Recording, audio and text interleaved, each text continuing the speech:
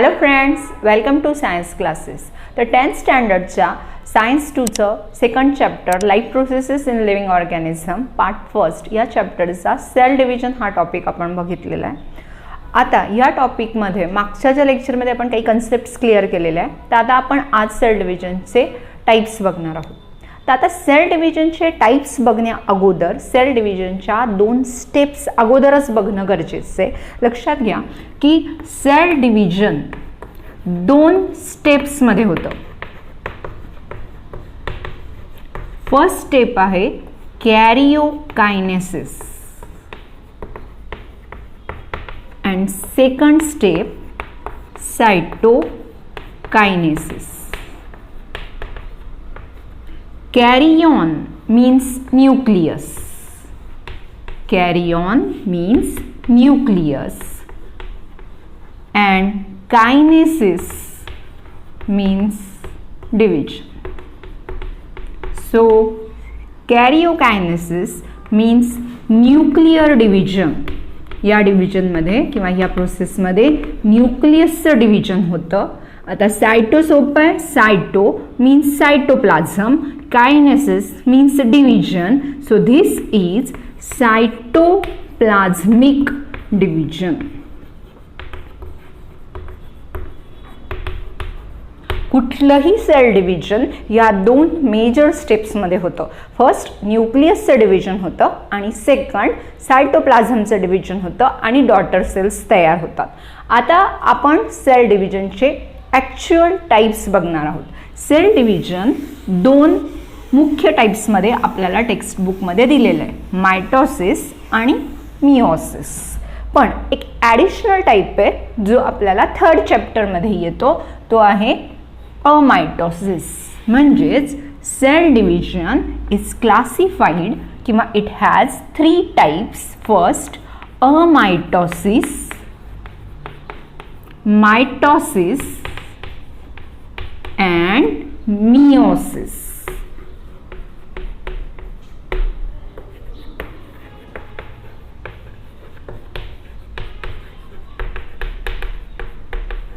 Types of cell division: amitosis, mitosis, meiosis. So a means without आणि मायटोसिसचा actual अर्थ होतो equational division. मग amitosis is a type of cell division in which there is not equal division of chromosomes. मग इथे काय लिहिणार आपण? Not equal divisions of chromosome. Chromosome equally divide होत नाही. Plus nuclear membrane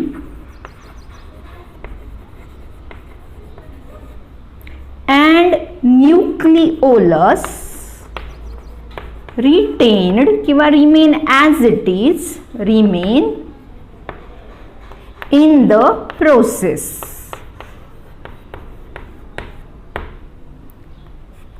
No equal division of chromosome, nuclear membrane and nucleolus remain intact. आपण intact पण लिहू शकतो किंवा as it is. आता remain as it is in the process. and next बघा, cytokinesis actually आधी कॅरिओकायनेसिस होतं, त्यामुळे karyokinesis and cytokinesis take place simultaneously.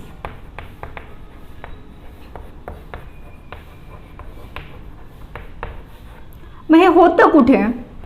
It take place in asexual reproduction, that is during the binary fission in some protozoa and it is the process of division in bacteria. त्यामुळे एक्झाम्पल्समध्ये तुम्ही काय लिहिणार? In bacteria. आपल्याला बॅक्टेरियाचा reference फार नाही आहे, पण आपल्याला इन अमिबा अँड पॅरामिशियम आहे नेक्स्ट चॅप्टरमध्ये, त्यामुळे ते परत घेण्यापेक्षा आणि तिथे रेफरन्स आपल्याला येत नाही. मग इन पॅरामिशियम. मग एक्झाम्पल्स आता आपल्याला अमायटोसिस कळालं. अमायटोसिस कसं होईल बघा. समजा ही एक पॅरेंट सेल आहे आणि हे तिचं nucleus.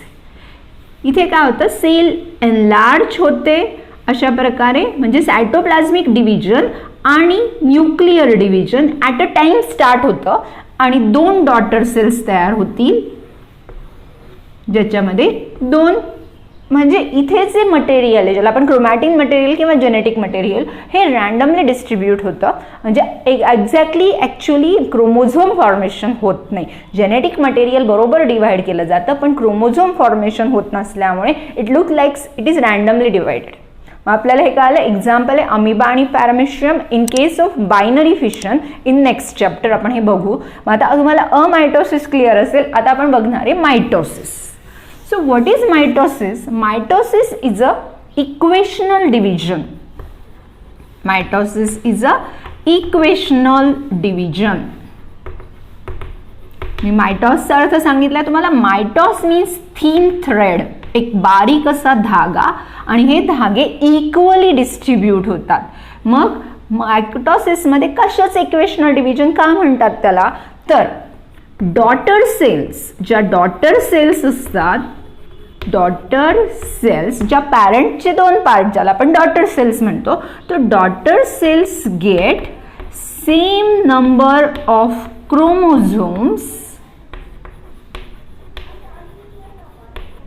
As the parent sale.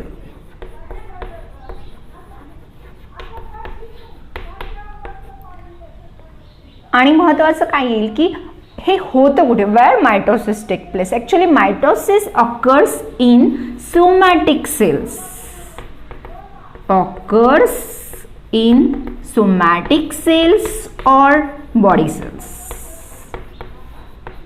सगळ्या प्रकारच्या आपण मायटोसिस डिटेलमध्ये बघणार आहे, त्यामुळे आपण एवढंच आता बघू. मिओसिस. आणि मग मिओसिस कुठे होतं, अजून एक मुद्दा राहिलाय. 2 daughter cells are form. 2 daughter cells म्हणजे 1 parent give 2 daughter cells. Parent किती आहे, 1 पॅरेंट, आणि किती डॉटर सेल्स तयार होतात, 2 डॉटर सेल्स फॉर्म होतात. 2 डॉटर सेल्स. आता आपल्याला मिओसिस बघायचं आहे. It is a part of next video, पण आपण एक्झाम एक्सप्लेन करून घेऊ म्हणजे आपल्याला हा डिफरन्स क्लिअर होतो. इथे कमी जागा आहे कारण बघा, meiosis is a reductional division. Meiosis म्हणजे रिडक्शन होतं, क्रोमोझोम नंबर रिड्यूस होतो. रिडक्शनल डिव्हिजन, कमी होतो क्रोमोझोम नंबर. किती कमी होतो, तर ज्या डॉटर सेल्स असतात, daughter cells get half the number of chromosome, half number of chromosomes as that of parent. पॅरेंटच्या कुठे होतं, हाफ नंबर, म्हणजे पॅरेंटमध्ये 46 असतील तर इथे किती होतील डॉटर सेल्समध्ये, 23 क्रोमोझोम राहतील. कुठे होतं, जर्म सेल्समध्ये होतं, ज्याला आपण रिप्रोडक्टिव्ह सेल्स पण म्हणू शकतो.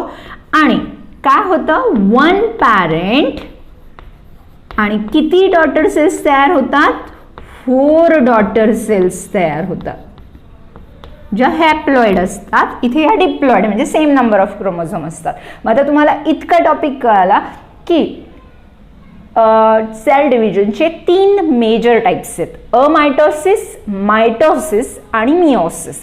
याच्या ॲक्च्युअल व्यवस्थित नोट्स तुम्हाला PDF फॉर्ममध्ये मी देईल, त्यामुळे याचा स्क्रीनशॉट काढण्याची काही गरज नाही. तर बघा, अमायटोसिस, मायटोसिस, मिओसिस. अमायटोसिसमध्ये क्रोमोझोम नंबर किंवा क्रोमोझोम्स असतात, ते काय होतात, they are means they are not equally distributed, कारण क्रोमोझोम फॉर्मच होत नाही. आणि ह्या प्रोसेसेसमध्ये लक्षात घ्या, न्यूक्लिअर मेम्ब्रेन, न्यूक्लिओलस इंटॅक्ट राहतं सेम, जोपर्यंत प्रोसेस पूर्ण होत नाही तोपर्यंत. कॅरिओकायनेसिस आणि सायटोकायनेसिस सेम स्टार्ट होतात, एकाच वेळेस होतात. आणि बॅक्टेरिया, प्रोटोझोन्स लाईक अमिबा आणि पॅरामेशियममध्ये ही प्रोसेस होते.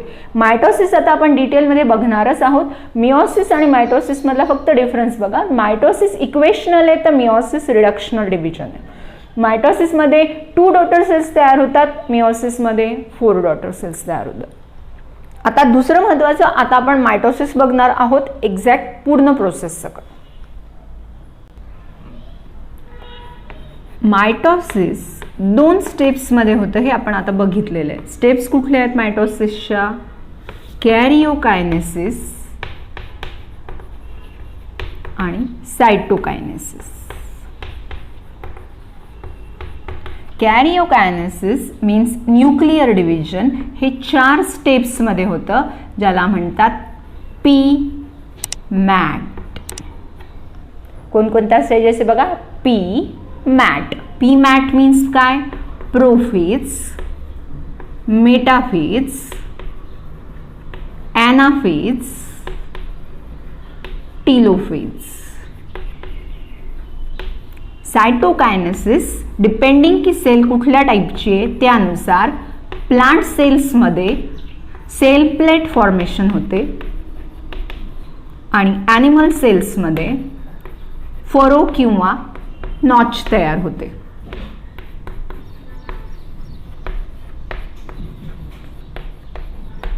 तर आपण आता स्टार्ट करणार आहे कॅरिओकायनेसिसमध्ये. तर बिफोर कॅरिओकायनेसिस आपल्याला जनरल इंटरफेज आपल्याला आठवायची आहे की ही एक प्लांट सेल आहे किंवा ही बघा ॲनिमल सेल आहे ही. आणि आता मी न्यूक्लियस इंटॅक्ट काढतीये, कारण तुम्हाला मी मागे सांगितलं होतं की न्यूक्लिअर मेम्ब्रेन पोरस असतं. व पोरस असल्यामुळे शिवाय त्या डबल मेम्ब्रेन्स असतात. तर न्यूक्लिअर मेम्ब्रेनच्या तिथे एक ऑर्गॅनेल आहे, या ऑर्गॅनेलला म्हणतात सेंट्रिओल.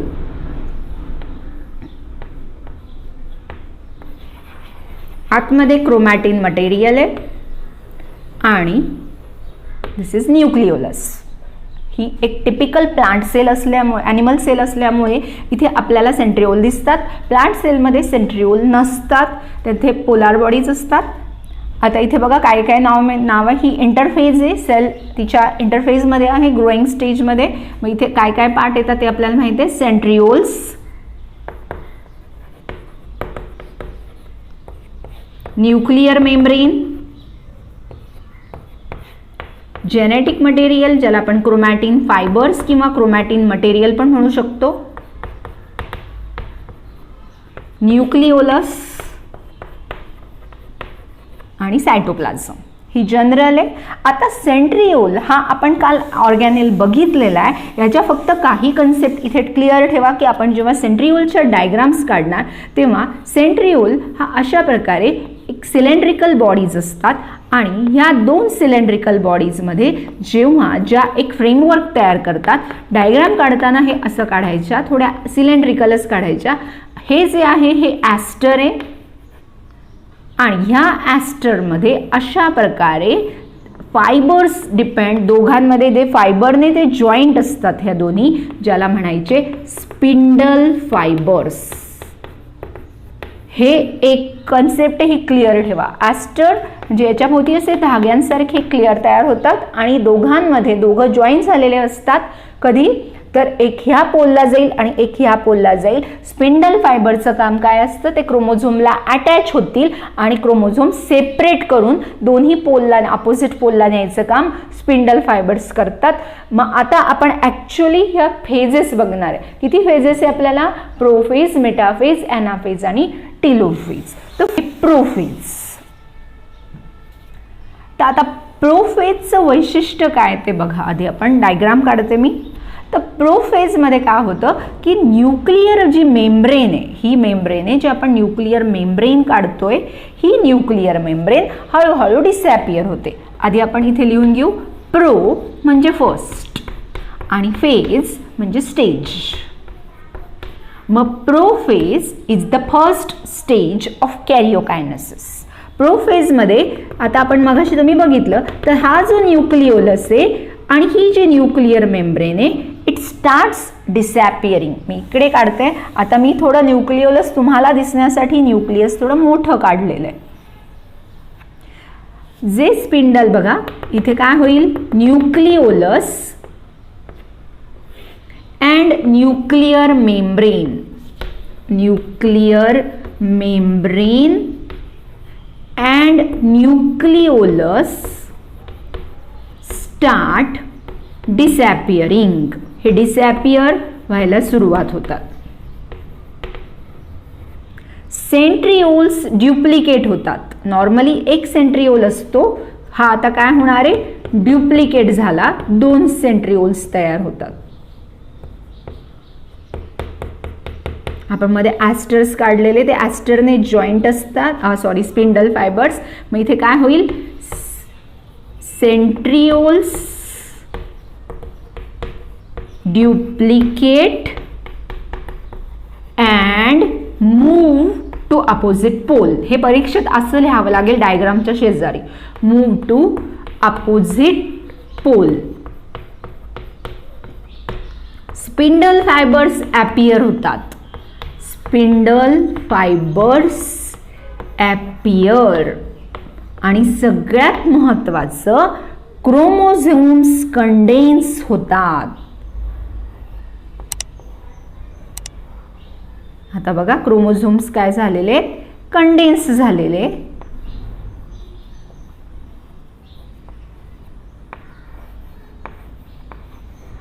इथे सेंट्रोमियर आहे आणि काय झाले, क्रोमोझोम्स, किंवा आपण क्रोमॅटिड फायबर्स लिहावं लागेल कारण क्रोमोझोम फॉर्म होतात क्रोमॅटिन फायबर्स पासून. मग chromatin fibers condense to form chromosomes.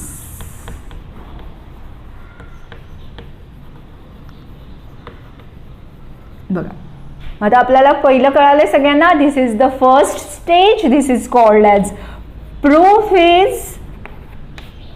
This is the first stage of cell division in which nuclear membrane and nucleolus starts disappearing. हे हळूहळू काय होणार आहे, डिसॅपियर. तुम्ही डॉटेड काढलं तरी चालतं असं एक्झाममध्ये, म्हणजे हळूहळू ही पूर्णपणे काय होते, डिसॅपियर होते. ॲक्च्युली काही टेक्स्ट बुक्समध्ये तुम्हाला 5 फेजेस देतात, प्रोफेज, प्रोमेटाफेज, मेटाफेज, ॲनाफेज, टिलोफेज. पण 10th स्टँडर्डसाठी इतकं पुरेसं आहे. न्यूक्लियर मेम्ब्रेन आणि हे आपण डिसॅपियर झालं ते बघितलं. तर आपण हे महत्त्वाचे पॉईंट्स बघितले. एक्झाममध्ये हेच पॉईंट्स फक्त डायग्राम काढून लिहायचे आहेत तुम्हाला. आता आपण सेकंड स्टेज बघणार आहे, मेटाफेज. सेकंड स्टेज आहे मेटाफेज.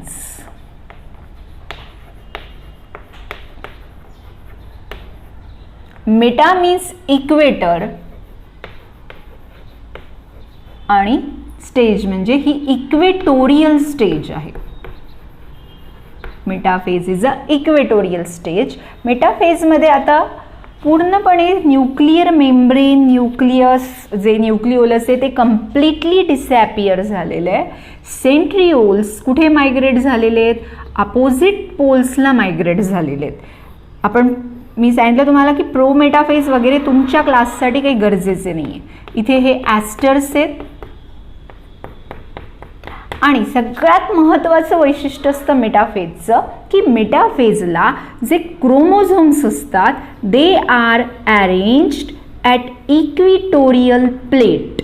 क्रोमोझोम्स कुठे अरेंज होतात, सगळे क्रोमोझोम्स इक्विटोरियल प्लेटला अरेंज होतात.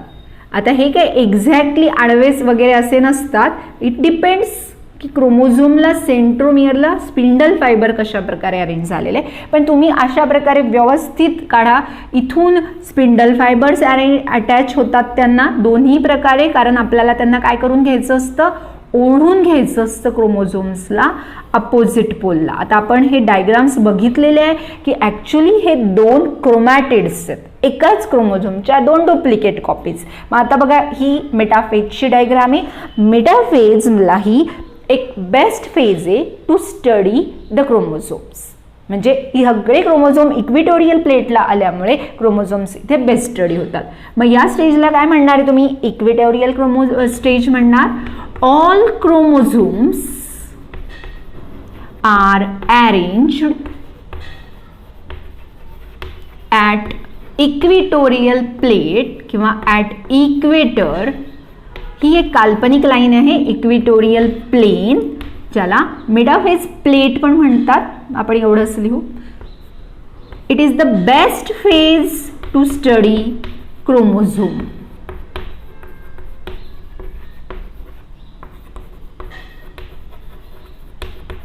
Chromosomes are very thick and prominent. Chromosome अतिशय थिक असतात आणि एकदम स्पष्ट दिसतात.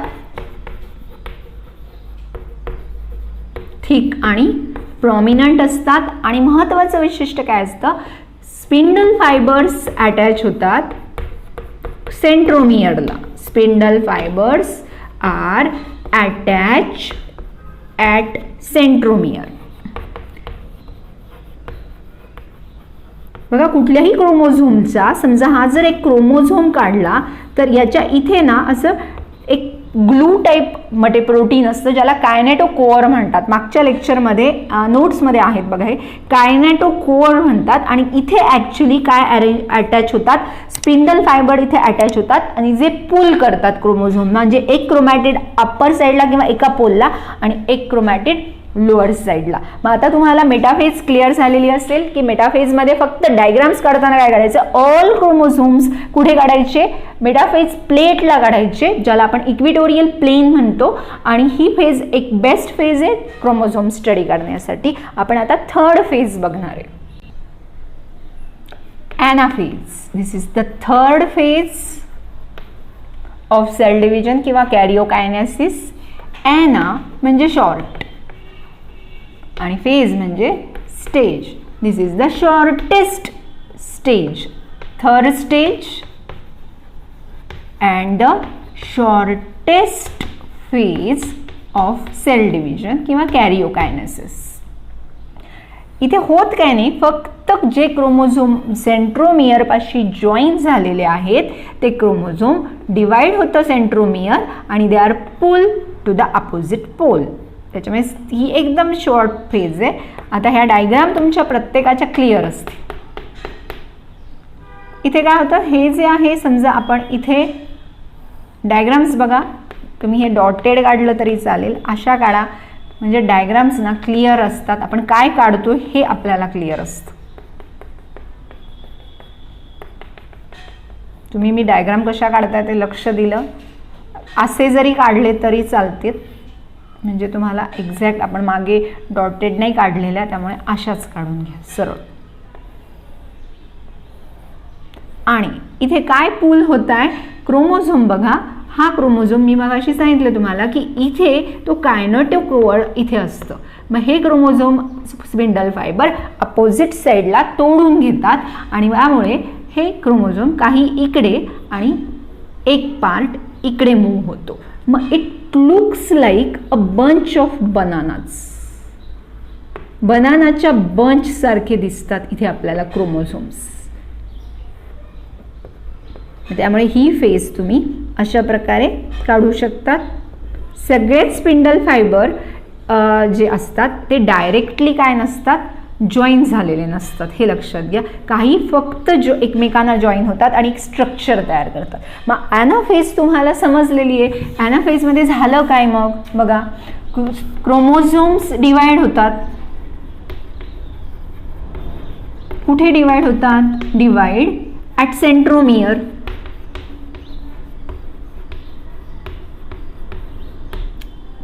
अँड दे आर पुल, ते ओढून घेतले जातात. They are pull towards opposite pole. आता ही शॉर्टेस्ट फेज आहे त्यामुळे हिचं लिखाण पण एवढंच राहायचं आहे आपल्याला की anaphase is the third phase, it is a shortest phase and chromosome divides at centromere. आणि दे लिहिण्यापेक्षा आता ॲक्च्युली यांना क्रोमोझोमच म्हणणार तुम्ही सिंगल क्रोमॅटिड पण म्हणू शकतात. They are pull towards the opposite pole. आता आपण लास्ट फेज जातोय, telophase. Telophase, fourth phase of karyokinesis. Telo means end, phase means stage, end stage. This is the last stage or end stage of the karyokinesis. याच्यामध्ये होतं काय, प्रोफेजचं reversal. This is the reverse phase of prophase. मग काय काय होतं, nuclear membrane starts appearing. Nuclear membrane काय, it starts appearing. Nuclear membrane, nucleolus पण दिसायला सुरुवात होते त्या सेलमध्ये. न्यूक्लियर मेम्ब्रेन परत एकदा ॲपियर होते किंवा परत एकदा रिफॉर्म होते. सेंट्रिओल्स ॲक्च्युली आता एका साईडला एक गेलेला आहे आणि ह्या साईडला तो खालच्या दिशेने आपल्याला काढावा लागेल. ह्या साईडला एक सेंट्रिओल आहे आता न्यूक्लिअर मेम्ब्रेन, न्यूक्लिओलस परत रिअपियर होत आहे आणि क्रोमोझोम्स काय होतात, कंडेन्स जे होते झालेले होते ते डिकंडेन्स व्हायला सुरुवात होते. मग बस आपल्याला एवढंच काढायचं आहे. इथे डायग्राम्समध्ये नावं द्यायची आहेत तुम्हाला. इथे काय द्यायचे आहे, सेंट्रिओल. पुढे हे डायग्राम्समध्ये आपण डायग्राम तुम्हाला मी सांगितलं PDF मध्ये डायग्राम्स आणि त्याचे नावं देते. आत्ता तुम्ही फक्त मेन पॉईंट समजून घ्या. एक, last stage of कॅरिओकायनेसिस. In this phase reversal of prophase occurs. Reversal of prophase occurs. Nuclear membrane and nucleolus starts appearing, reappearing. परत एकदा दिसायला लागतं ते. Spindle fibers disappear. Spindle fibers काय होतात, डिसॅपियर होतात. जे प्रोफेजमध्ये ॲपियर होतात इथे ते डिसॅपियर होतात आणि क्रोमोझोम्स डिकंडेन्स होतात टू फॉर्म क्रोमॅटिन फायबर्स.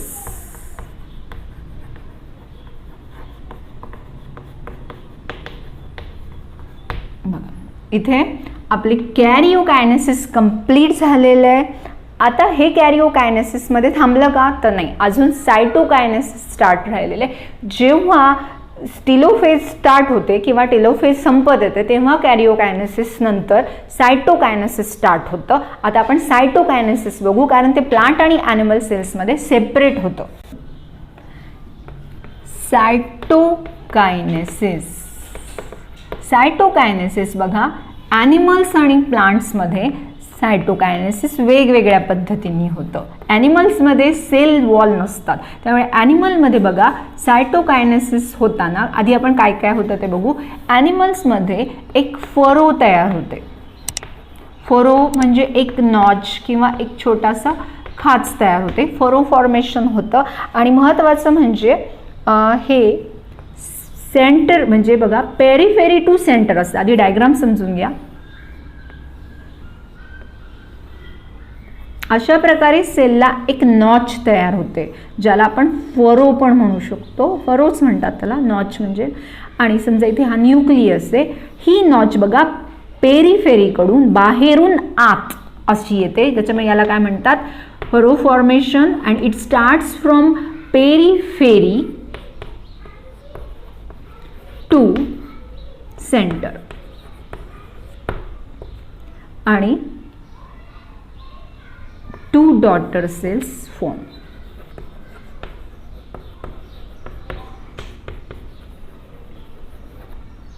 अशा प्रकारे ही सेल हळूहळू इनवर्ड अजून डिपन होतात ह्या फरोज आणि 2 सेल्स तयार होतात. अशा प्रकारे प्लांट सेलला सेल वॉल असते आणि ती टफ असते फार. त्यामुळे प्लांट सेल्समध्ये जे सायटोकायनेसिस असतं हे सेल प्लेट फॉर्मेशन होतं आणि हे सेंटरकडून म्हणजे इथे जर 2 असेल तर सेंटरकडून हळूहळू काय होतं, ही डिपॉझिशन होतं. म्हणजे हे काय लिहिणार तुम्ही, सेल प्लेट फॉर्मेशन होतं. Cell plate formation from center to periphery.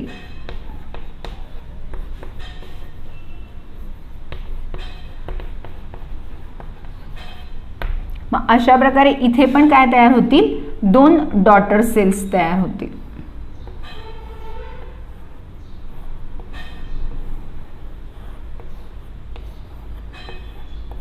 Plant सेल्समध्ये पण. मग आत्ता आपण बघितलंय की मायटोसिस 2 स्टेप्समध्ये होतं, कॅरिओकायनेसिस, सायटोकायनेसिस. कॅरिओकायनेसिसच्या 4 स्टेप्स आहेत. Prophase, metaphase, anaphase, telophase. आणि सायटोकायनेसिसमध्ये सायटोप्लाझम डिवाइड होतं ॲनिमल सेल्समध्ये फरो फॉर्मेशनने, प्लांट सेलमध्ये सेल प्लेट फॉर्मेशनने. मायटोसिसचा उपयोग काय म्हणजे what is the importance of mitosis. एक, मायटोसिस ग्रोथ आणि डेव्हलपमेंटसाठी फार महत्त्वाची असते, कारण मायटोसिसमध्ये क्रोमोझोम नंबर तसाच ठेवला जातो, त्यामुळे मायटोसिसला इक्वेशनल डिव्हिजन म्हणतात. दुसरं, मायटोसिस वुंड हिलिंगसाठी, रिपेअरसाठी खूप महत्त्वाचे. वुंड्स असतील तर तिथे सेल डिवाइड होतात, नवीन सेल्स तयार होतात आणि ती वुंड हील होते. आणि सगळ्यात महत्त्वाचं, असेक्शुअल रिप्रोडक्शनसाठी मायटोसिस खूप गरजेचं असतं, कारण क्रोमोझोम नंबर सेम ठेवला जातो, त्यामुळे पॅरेंट आणि डॉटर सेल्स काय असतात, सेम राहतात. तर आता आपण मायटोसिस बघितलेलं आहे. मायटोसिस, त्याच्या स्टेजेस आणि त्याच्या इम्पॉर्टन्स खूप महत्त्वाचं आहे. आता आपला लास्ट टॉपिक आहे मिओसिस, जो आपण नेक्स्ट लेक्चरमध्ये घेऊ. बाय.